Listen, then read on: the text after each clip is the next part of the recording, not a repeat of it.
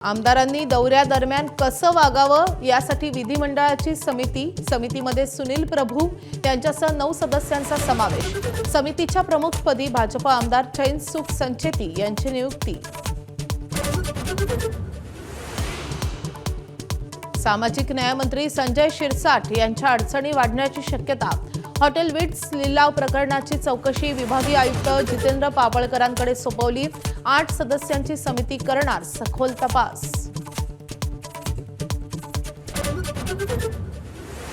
यवतमाळमध्ये एका महिन्यात तब्बल 22 शेतकऱ्यांच्या आत्महत्या। 30 ते 50 वयोगटातील शेतकऱ्यांची संख्या अधिक, तर शेतकरी आत्महत्या चिंतेची बाब। पालकमंत्री संजय राठोड यांची प्रतिक्रिया।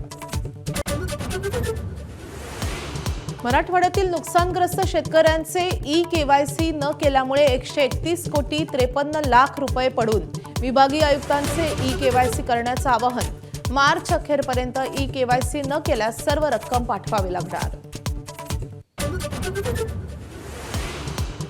सर्वसामान्यांसाठी चिंतेची बातमी। एसटीची 2% भाडेवाढ होण्याची शक्यता। मार्च-एप्रिल महिन्यात भाडेवाढ होण्याचे संकेत।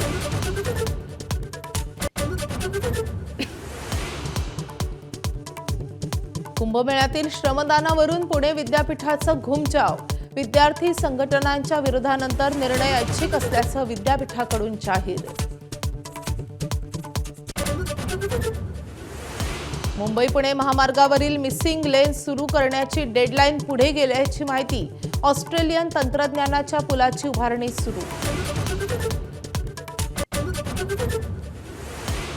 भारताच्या वाईन निर्यातीत 80% वाढ, तर देशभरातील वाईन निर्यातीत महाराष्ट्राचा 90% वाटा। लोकसभेत केंद्रीय वाणिज्य मंत्रालयाची माहिती। केवळ प्रश्न विचारले म्हणून एवढे घाबरलात? राहुल गांधींचा एक्स पोस्टद्वारे पंतप्रधानांना टोला। पंतप्रधान सत्याला घाबरल्यानं असत्याचा आधार घेतल्याची टीका।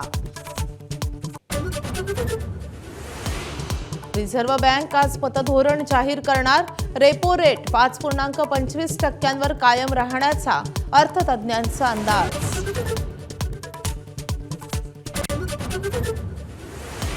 ओला उबेर रॅपिडोचा 7 फेब्रुवारीला देशव्यापी संप।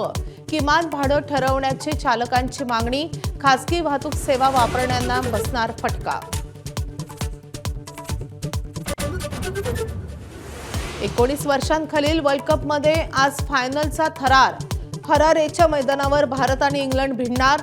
टीम इंडिया 6व्यांदा चॅम्पियन होणार का याकडे लक्ष।